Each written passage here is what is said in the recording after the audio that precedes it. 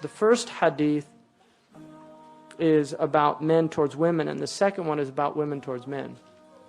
The first hadith is from Abu Hurairah radiallahu anhu, and it's muttafaqun alayh, which means it's related in Sahih al-Bukhari and Sahih Muslim, which means it's the soundest form of hadith outside of what's called mutawatir, which is multiply transmitted to the point where it's impossible that it could have been a lie or some mistake in it. And this hadith says, تُنْكَحُ الْمَرْأَةُ لِأَرْبَعٍ. A woman is married for 4 reasons. لِمَالِهَا. The first reason is wealth. So there are people that marry for wealth. And very common. Wealthy people tend to like to marry wealthy people. And there's a number of reasons for that. And that's certainly acceptable in Islam. There's nothing against that. I mean, it's just an acceptable thing. It's not encouraged by, or anything, but it's acceptable. And some of the ulama consider, scholars consider, that wealth is a type of kafa'ah, that it's good for somebody from one socioeconomic class to marry somebody from a similar socioeconomic class, because if somebody was raised was a certain level of opulence or a certain level of standard of living, and then they marry considerably under that, that can be quite traumatic for that person, and it can lead to problems. And that often happens when people marry for love, like a romantic type of love. So wealth generally in Islam is property and liquid assets and liquidity, that you have capital. I mean, that's wealth. So the first is for wealth. The second is for what's called hasab. لِحَسَبِهَا. Hasab, there are 2 concepts in Arabic, nasab and hasab. Nasab is your lineage. It's who you come from. So it would be either your clan in Arabia or your family in most other places. So generally lineage, but in the Shafi'i madhab, he considers lineage to be a valid reason for refusing somebody in marriage. Imam Malik does not. So these are ijtihadat that the ulama differed about. And lineage is certainly, like in certain communities, like for instance in some Arabic communities, also for instance in a Somali community. You know, Somalis have, I mean, there are Somalis that they can take their lineage of marriage back like 30 generations. And so if you marry outside of that clan and you marry another clan, it's considered a calamity, right? So those things here in America should not be real considerations for us. Those are, I think, problems in the Muslim world. But good family does have meaning. So you can look at nasab as just what good families are. And good families, just like in the non-Muslim culture here, there are families that have good character, generosity, religious. Now hasab, and there's different riwayah about this, but hasab is what your ancestors have done that distinguish you. So for instance, if you're related to somebody great in history, then that's part of your hasab.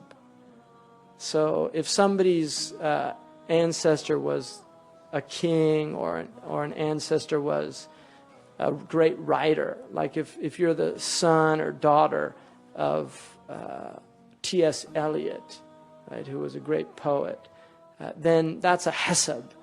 Because people who know Eliot, they're going to be, oh, really, you're his grandson or his it strikes an interest just automatically. That's what hasab is.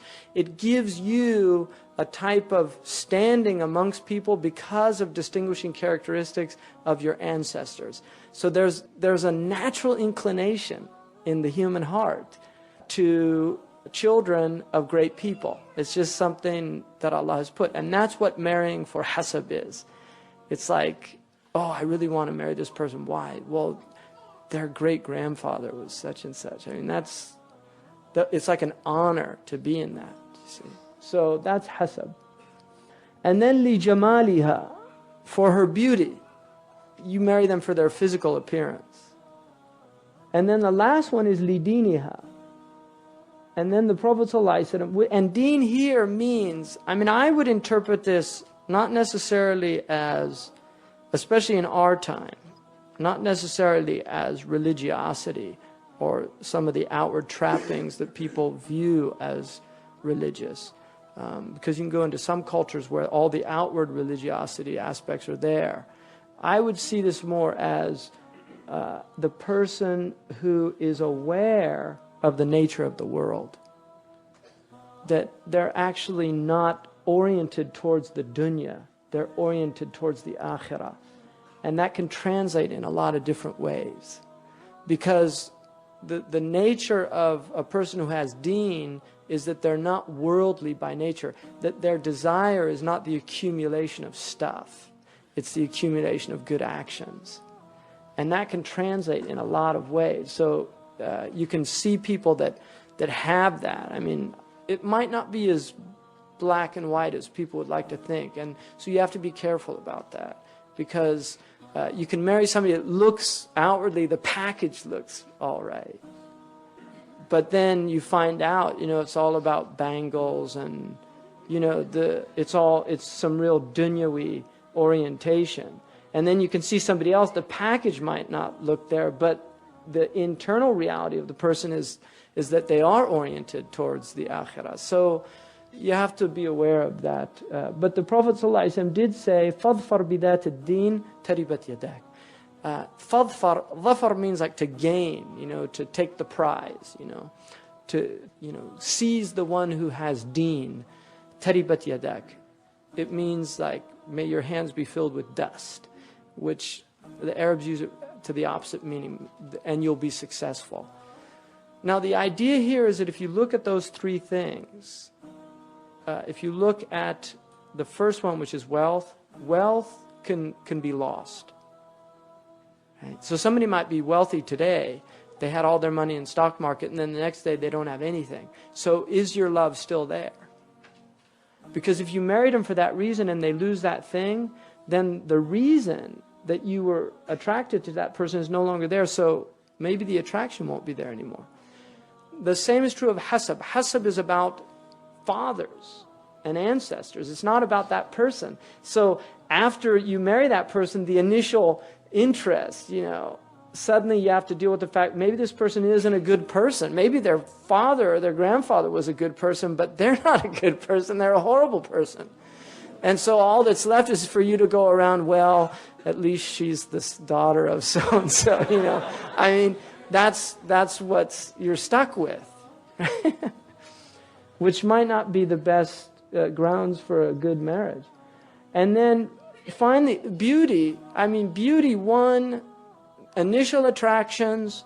If you're seeing a person every day, you start losing that, the first attraction of beauty, right? So you get used to a person, and that's something very common. So you're attracted to somebody for outward reasons initially, but again, you might lose the appreciation. That the first thing, it just becomes something that you get used to seeing, and then you see them, because people can look very beautiful, but when you live with them, you see their bad days, right? And suddenly, the ephemeral nature of beauty, which, people can look really bad, even beautiful people can look really bad on a bad day.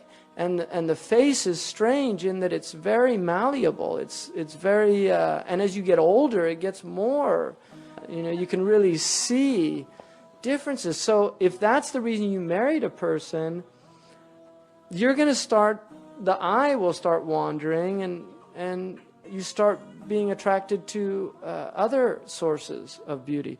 So again, those three are all ephemeral reasons. And what the Prophet ﷺ is saying, marry somebody for something that lasts, not for something that doesn't last. And the only thing that lasts is the deen.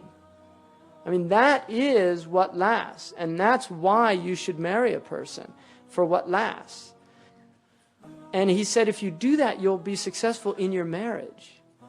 And if you do it for those other reasons, it's not a guarantee of success. I mean, maybe it will become a successful marriage, but blame yourself if it's not.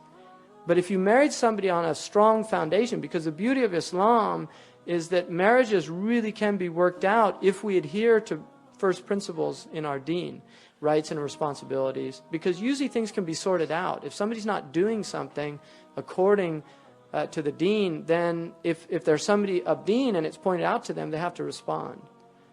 Right? The onus is on them.